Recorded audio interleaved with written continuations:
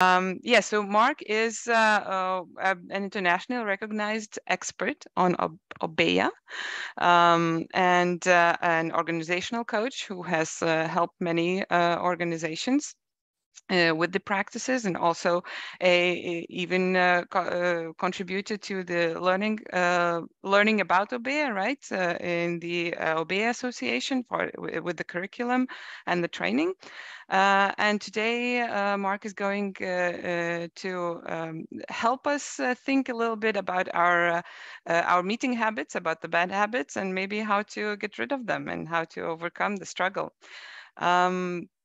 Mark, first of all, I would like to encourage everyone to write questions in the Q&A section of Whova platform.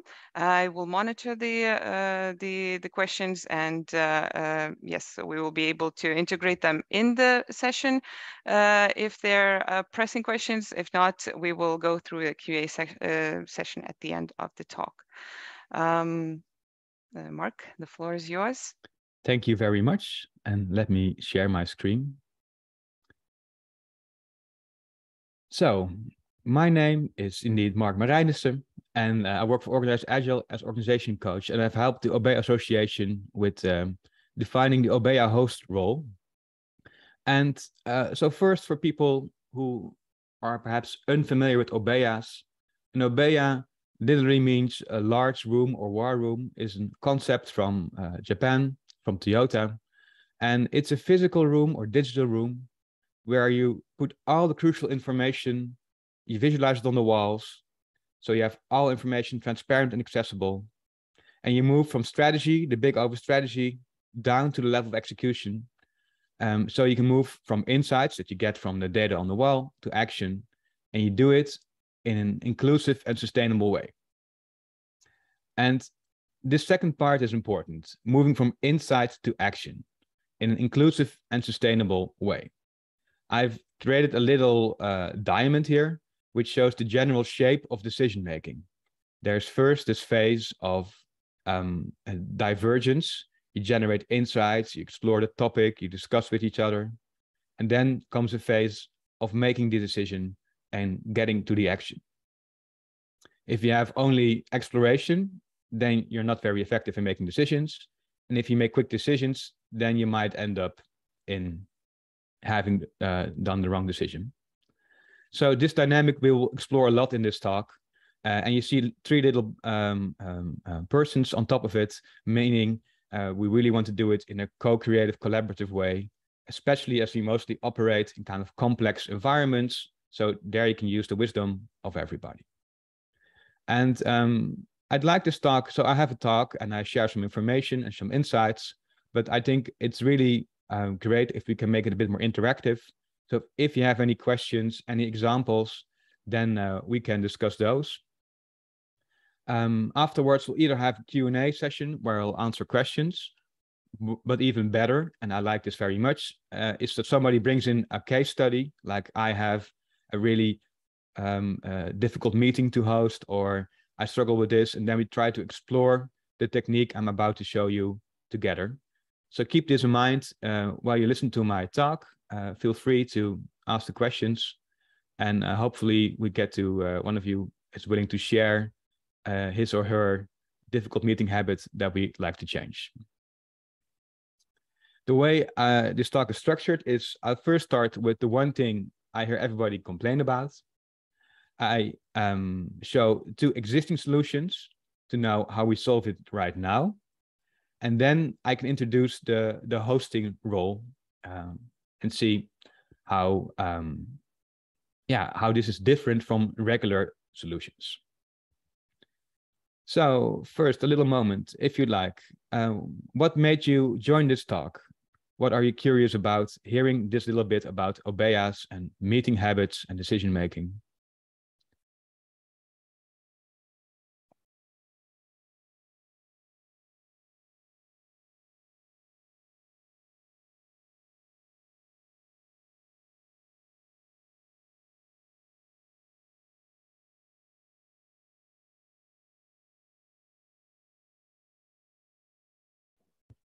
I see you. Okay, the chat. Anybody in the chat or in the? Yes, in the chat we have the first one is no idea what is Obeya, and the other one is to get more knowledge and examples of how we can apply it. Yeah. Okay. So the Obeya, as I said before, this is from the Toyota. They first made the Prius, the electrical car, back in the 90s.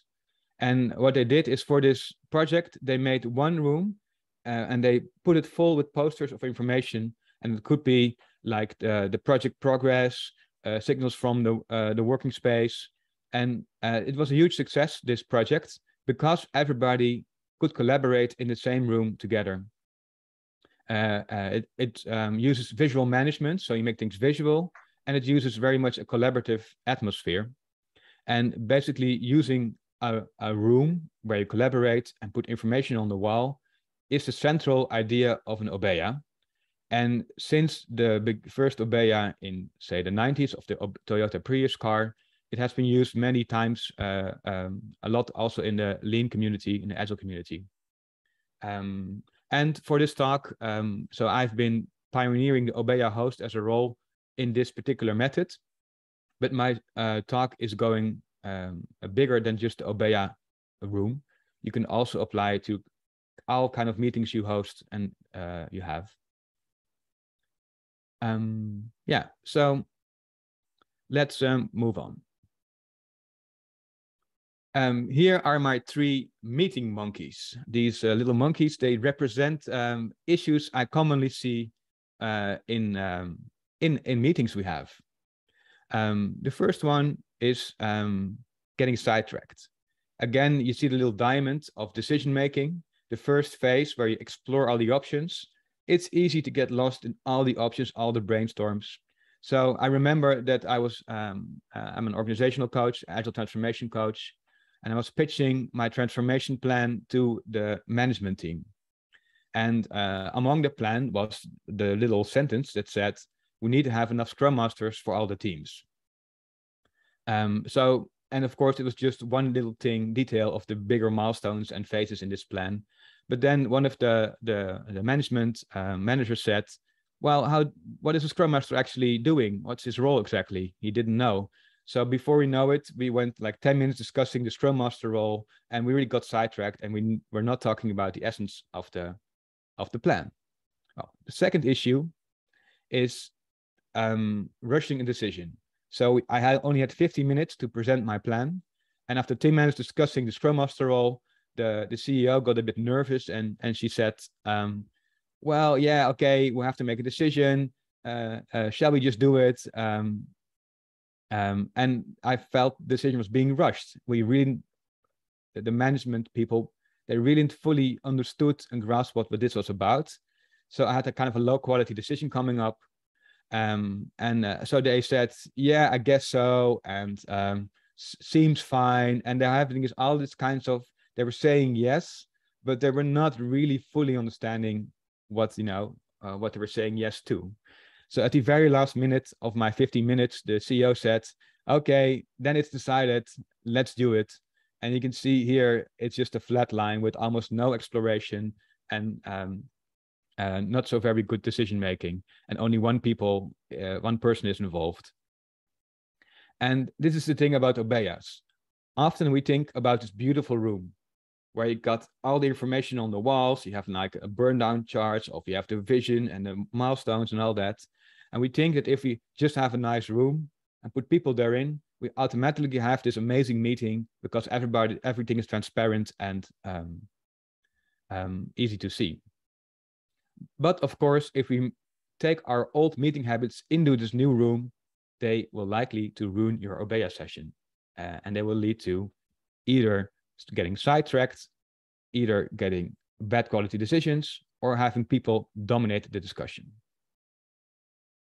And in this way, you can have the nicest room available and make it perfectly well. It's like being a grandpa that uses his magnifying glass to look at the iPad. It's using your old technology in kind of a new, cool Obeya setting. So I wonder, perhaps we can have a little vote or a little poll. Let me see if I can do it in Hoover. What do you see most often? Is it A, insight nor action, B, action no insight, or C, one person dominates, or something else? Let me just give you the poll in Hoover.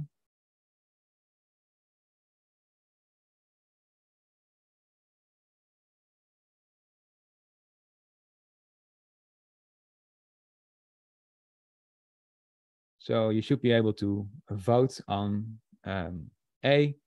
Do you see meetings with lots of insights, exploration, getting sidetracked, but no action? Do you see B, quickly rush decisions without exploring the topic very well? Or C, one person who dominates it? Or something else, you can share it in the chat.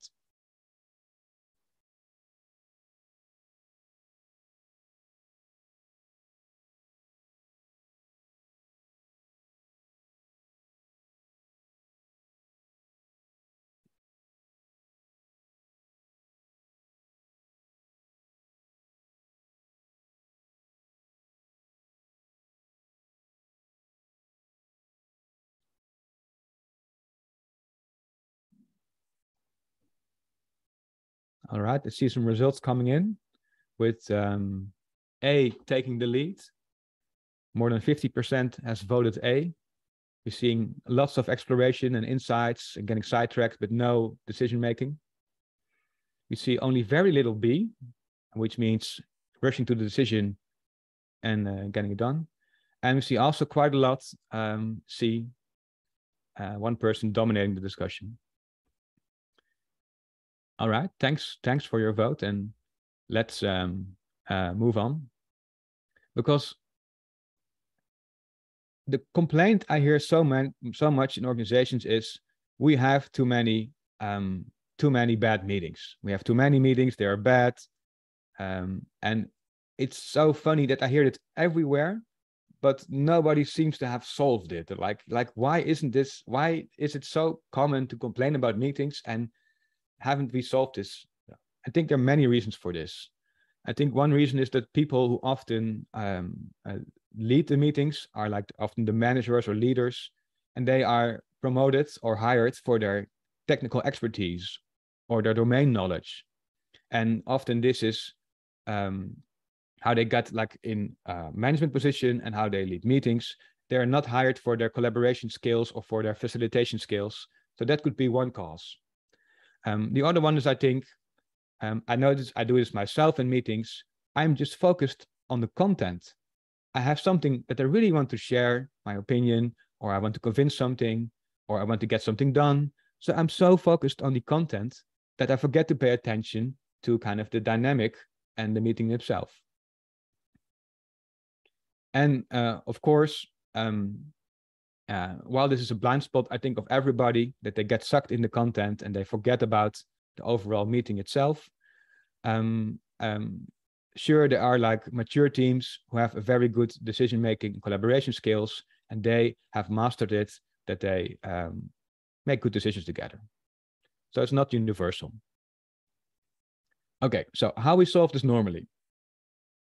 The first solution is to chair the meeting. There's one person, often the leader or the manager, who makes an agenda with a timetable of points that to discuss, and he will move through the agenda. Now, this chair often has two different roles. He's both facilitating the meeting as well as sharing his opinion. And this is, as I said, very hard to do, to be both aware of the content as well as the meeting dynamics itself. And to make matters worse, he also has often authority, so he is in the lead. Now, in this way, you can see that the three mistakes are easy to make.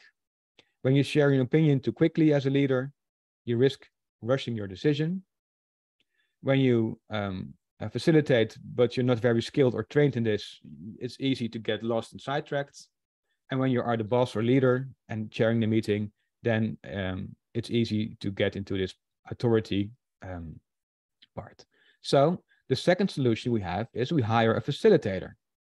And this way we separate the opinions and authority from somebody who facilitates the meeting. Now, this already is a huge a benefit, and I'm sure you all have been in meetings that are facilitated and noticed that this goes much better. So what does a facilitator do to solve these three core dynamics? He has basically two kinds of interventions. He can design a meeting to prevent the issue from happening, or he can do an intervention during the meeting.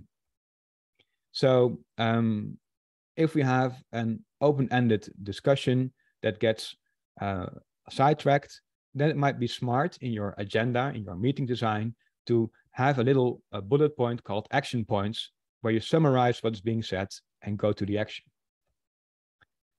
If you have a meeting that has rushed decisions, that might be a smart idea to time box the agenda items, so every decision gets time it needs to properly think about it. And finally, if you have one person dominating the discussion, you can do something like a question round the presentation, so everybody gets to ask questions and to react on whatever the presenter says. And then during the meeting, we have interventions. So if we're getting sidetracked, the facilitator might say, shall we get back to the main topic? If we rush the decision, then the facilitator might say, hey, wait a minute. Is anybody still having doubts before we move on? And finally, if there's somebody really dominant and good, then the facilitator might intervene and say, I'm curious what the silent ones have to say about this, or Pete, what do you think? And this way, the facilitator works to keep the meeting on track and have a nice balance between including everybody, exploring their options, and then making a decision. So this is the way we normally do it. And here in my talk, I come to say the Obeya host is hosting a conversation, is hosting a space. And this is different from facilitating.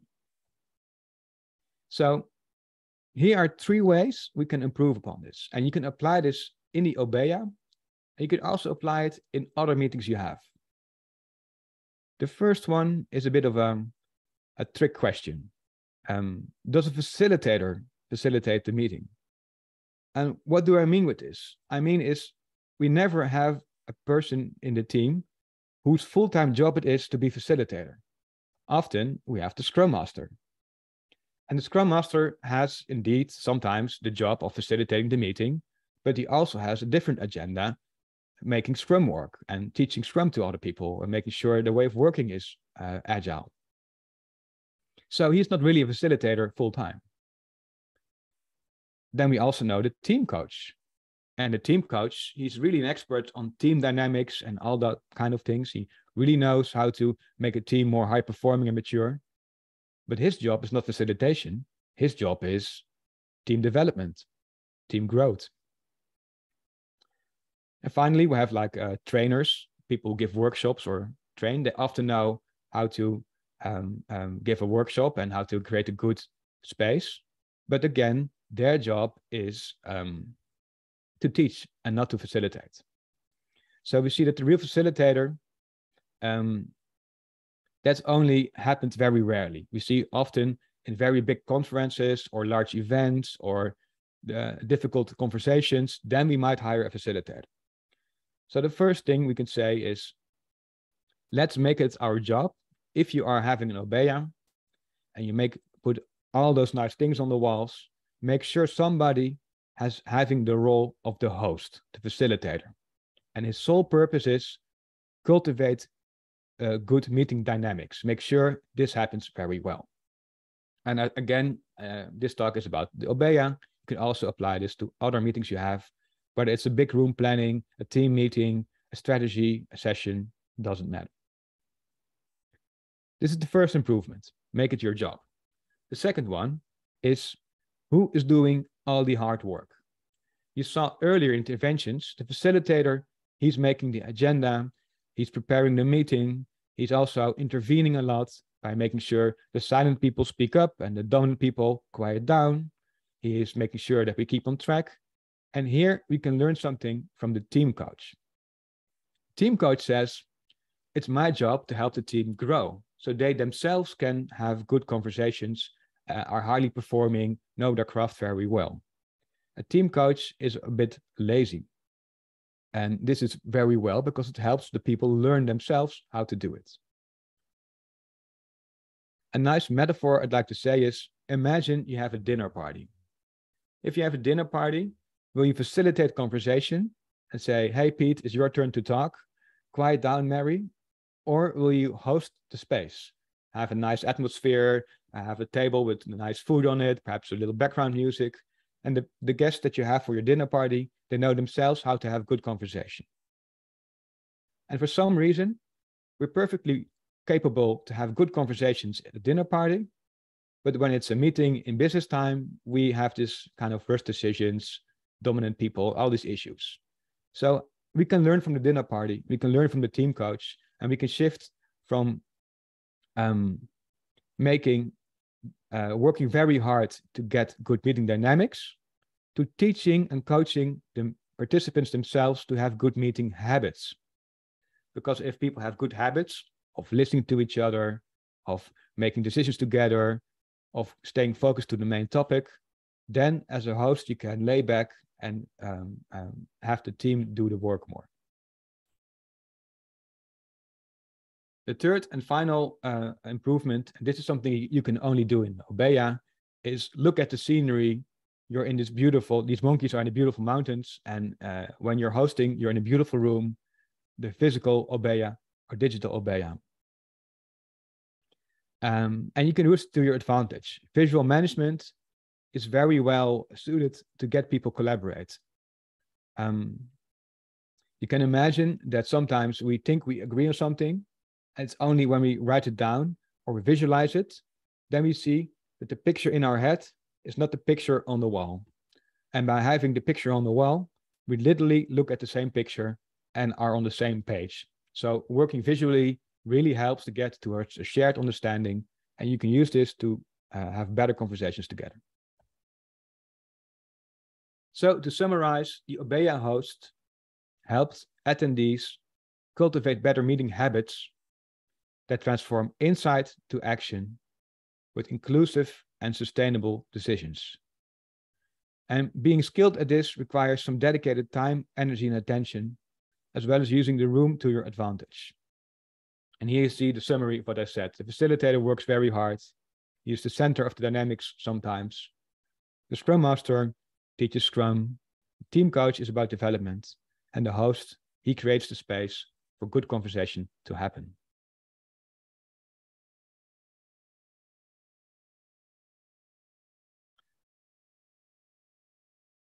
So this is the role itself. And I think in the Agile community, we have this discussion between Agile doing and Agile being.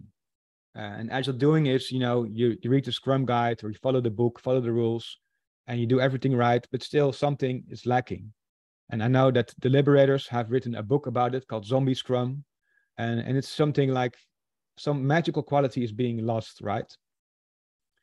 And Agile being then is embodying it. It's about really getting it on a deeper level. So what I aim to do here is actually do the same transition from doing to being with facilitating meetings. It's not about the agenda or the little questions or having a nice technique you use. It's really about the mindset of how can I create a space where people feel welcome, they collaborate, and they learn to have better meeting habits. That being said, this Agile being or this hosting quality, you do have practical tools to do it. And one practical tool I'd like to share is the troubleshoot list. So when somebody comes along in your organization and says, help, we have too many meetings, or we simply have so much bad meetings, then you can use the troubleshoot list. And while it might sound a little negative, we cultivate habits by preventing issues. It's actually quite positive, because I think that people naturally want to collaborate. They enjoy when there's energy in the room. They enjoy where things are flowing. It's only because there's something in the way. Some bad habit is in the way.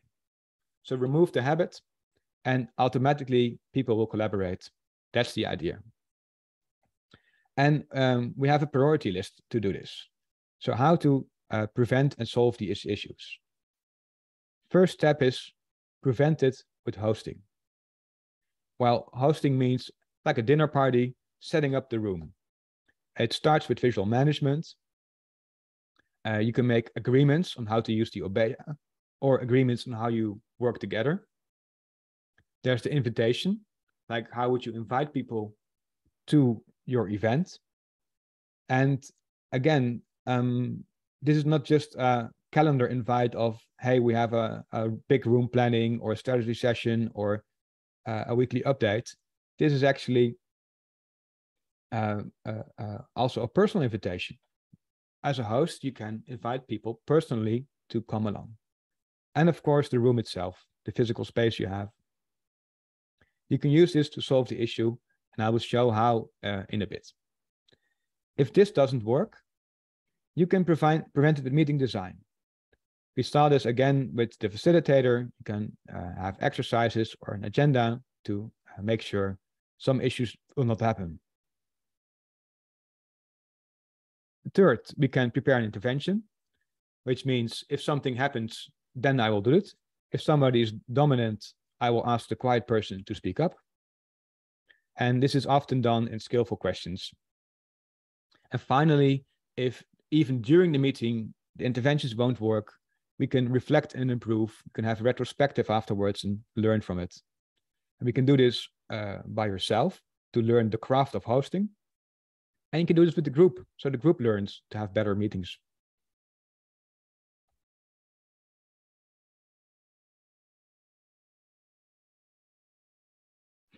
So let's revisit the meeting I had earlier.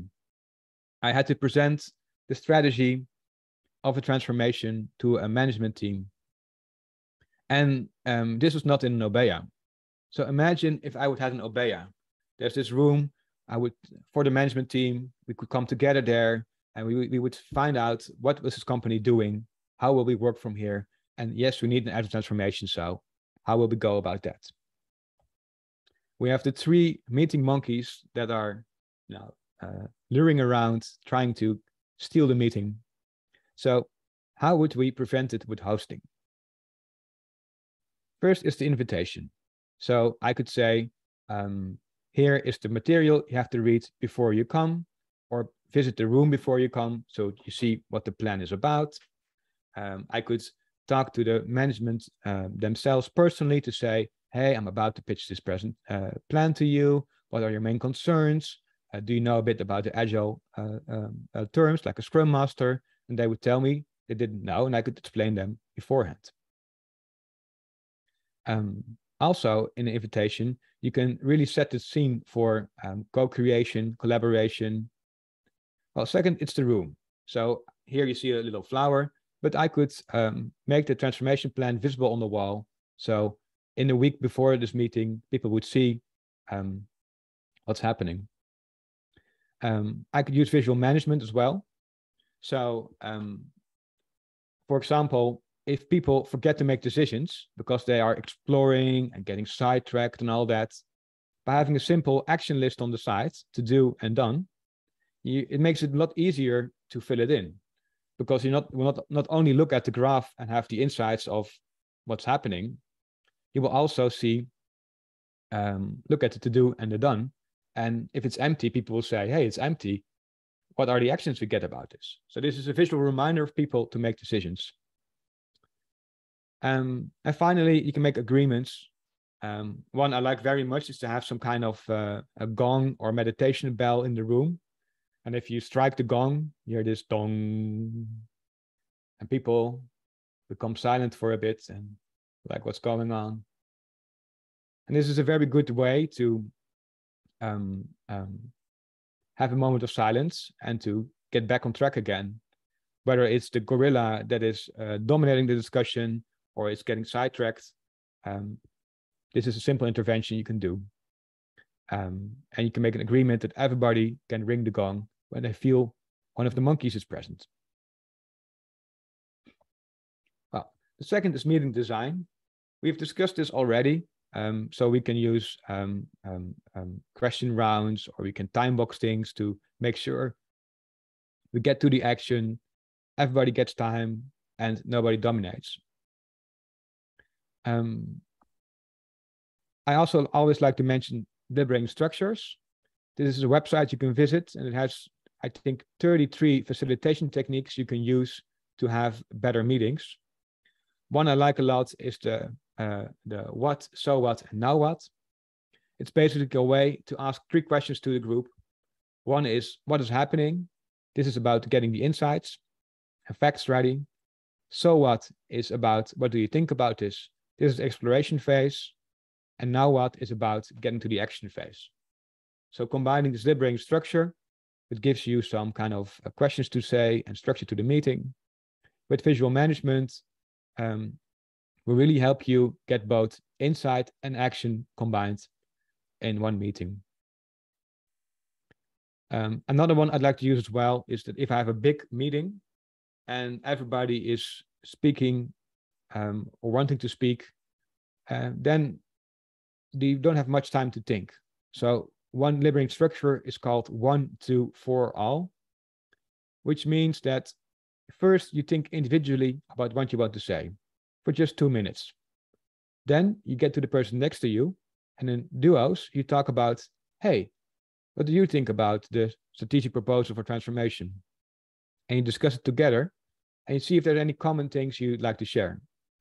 Then you make groups of 4, and again, you discuss what are the things you have in common. And then you make a little round for all the groups of 4 to see what they have to say. This way, every person has a lot more time to think and to talk to each other, and it becomes a much better meeting dynamic than having the big room discussion where only one person can speak.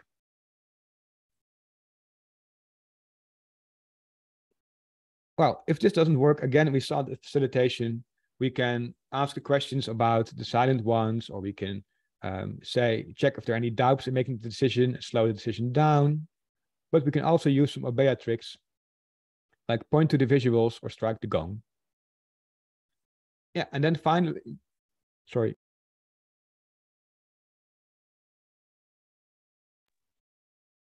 And finally, we can use visual management for retrospectives. So we can have what went well, what went not well, and what do you need to have to explore further. Keep doing, stop doing, start doing. We can do a retro together. Again, we make it visual to learn together how to improve these meeting dynamics. Well, as I said earlier, this is really a craft. It takes time to cultivate better meeting habits. In the beginning, you will spend a lot of time on the doing part. You will a lot of time on designing the meeting. You have to intervene a lot, which means asking questions, interrupting people, and you will have big learnings in how to do this properly. And after time, you will more and more be able to relax because you're not a facilitator who does all the hard work. You're also, in a way, the team coach who teaches people to have better meeting habits. And over time, things will become more routine. People have good habits, and you only need to make small adjustments. So to summarize, the Obeya hosting means having techniques and feeling for flow. You have to get some like practical skills, but also have this feeling of how to create a space, how to create flow in meetings, have both insight and action with inclusiveness. And this requires also hosting yourself. You can imagine if you're stressed or you're hurried, then it will be very hard to have a good meeting. And it also requires a balance between doing and non-doing. As any team coach can teach you, if you do too much, the team cannot learn. So you have to make a balance between, will I let the group have a discussion themselves and see if they can figure it out themselves? And you have to give them the opportunity to learn. And then only then you intervene and say, you're getting sidetracked. Let's do this together. There's one thing I'd like to say as well before we move to the Q&A session, which is inspiration I have, which is called the Art of Hosting. This is a community of practitioners who practice the art of hosting conversations that matter. And one little theory they have is people experience meaningful conversations when they are present, which means host yourself, make sure you're calm, you don't get triggered or upset or annoyed when people is dominating. When they participate, which means you really have to do the co-creation, which means making an agreement with the participants, let's do this together. When they are hosted, which means somebody is hosting the discussion, and when they create something. So we can see here, this is a really good community and practice to look on if you want to practice further the Obeya hosting. I have some more tips and tricks. So as I said, the art of hosting and harvesting conversations that matter is one. We have the diamond of participatory decision-making, which I showed in a simplified form earlier. We have the liberating structures, which has a lot of facilitation techniques. We have things like open space technology, chaotic stepping stones. And in general, I draw a lot upon team coaching, facilitation, appreciative inquiry, tier review. So just some things for inspiration on Obeya hosting. And for now, I think we don't have time for an example, but we do have time for Q&A. So are there any questions about hosting and Obeya? Yes, we have a question in Q&A, which asks you for 3 key tips from your experience, how to vary with ceremony type meetings to be not boring for the team. Yeah, so 3 tips to make ceremony meetings not boring for the team. I think, so the first one is, of course, to have variation, right? So to have not the same format every time, but to vary a lot. I know one tool I like a lot for retrospectives is the website called retromat.org, which has a generator to get all the signs of different ways to facilitate it. But I think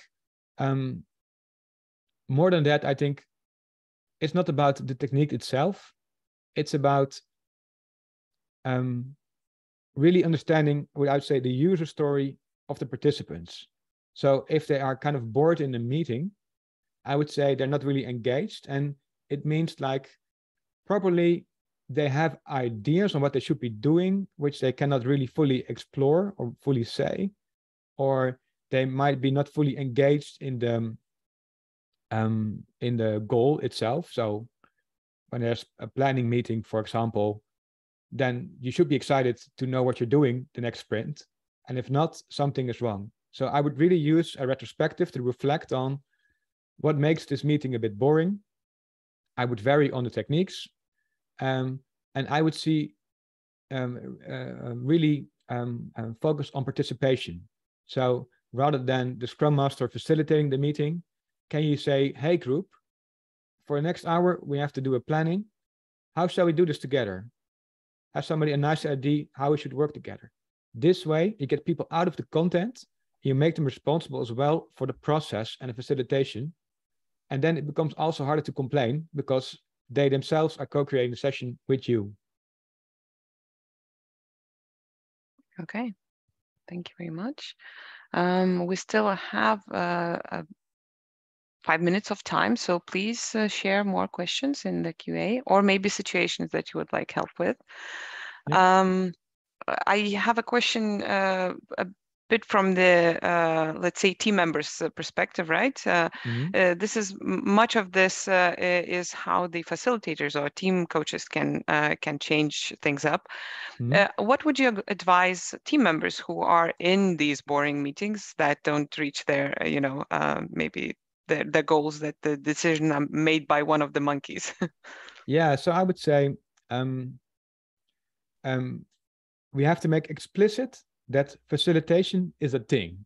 Often it's just kind of under the radar and assumed. So I would address the fact, like at the end of the meeting, not a boring meeting, like, hey, I think we can get more out of this meeting. How can we improve it? And that this means that you perhaps can collaborate with the facilitator, or you can perhaps propose like, shall I facilitate the next meeting, or shall I arrange and host of this meeting? So this is, of course, the ultimate solution, because then you can host it yourself. And if not, you can perhaps partner with the facilitator and give him or her some kind of tips on how to do it well. what I would do if we have a regular chairing the meeting situation, then I think the leader is often happy to delegate facilitation to somebody else, right? If it's a situation where there is already a kind of scrum master or somebody facilitating who's not really skilled in this, I would offer my help, and I would use the materials I have, like a troubleshooting worksheet or designing a meeting worksheet, and I would just fill in the meeting design worksheet together. So the meeting is better prepared and you have likely a better meeting. You can find this meeting design worksheet on the Obeya Association. You can download it in the library there, or you can connect with me on LinkedIn and I can send it to you. Yeah. Okay, thank you very much. One of the questions is suggesting biochemical helpers for meetings, but I'm not sure how legal the discussion is. I think coffee is allowed, right? And perhaps even a drink of alcohol as well, when it's Friday afternoon and it's party time. Yes. And that's perhaps the dinner party as well, right? Has wine and beer. That's the difference as well. But I like. I mean, it's perhaps a strange. I laugh a bit about suggestion, but I think it's really in the spirit of hosting. Like, how can you make the environment in such a way that it's really easy to get the right habits? So visual management helps. Perhaps a beer helps as well when there's like team building necessary. Coffee helps to get more focused. So yeah. Make sure people are fed and they have something to drink, and pay attention to this atmosphere. Okay, thank you. And this is not so much of a question, but in the chat, I see that when we were voting for the monkeys, there was a div option suggested, being lack of engagement. How do you feel that could be addressed? Yeah, I think this is the perfect case for hosting to address, right? So again, if you're a team member, then partner with the facilitator or ask the leader to, if you may facilitate. And lack of engagement is really what hosting is about. It begins with the invitation, right? If people they have to attend this meeting and they get this Google Calendar invite and they have to show up, then already you lost engagement. So talk to people that are coming to your meeting, what they need, right? So basically, one of my ways I've been trained is nonviolent communication. And it says,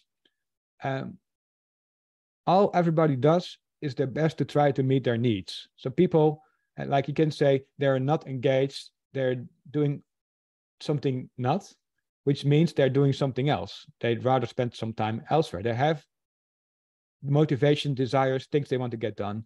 You have to learn about these. You have to ask them, what are you in for? What do you need? What do you care about? And then you have to make the connection, what they care about with what you care about. So if you have a sprint planning, to make it simple, and the developer is like really bored because, planning boring stuff, then you have to connect with his needs. Like, it's more fun to work on stuff that matters and has high impact than it is to stuff that nobody uses. So can we connect those two purposes together? And also, I would recommend to look the liberating structures, because these give ways that you create different kind of interaction in the group. Not the group presentation where one speaks, but like I said, the example of 1, 2, 4 all, where you have duos, and in a duo, will it be silent, right? If I'm paired with somebody else and we have the little assignment to discuss something, I will speak up, I will do something. So these are little tricks you can use as well. Okay, thank you very much. I see that we don't have more questions, and also we don't have more time. So thank you very much for this presentation. I'm sure that a lot of people picked up something they will be taking to their meetings.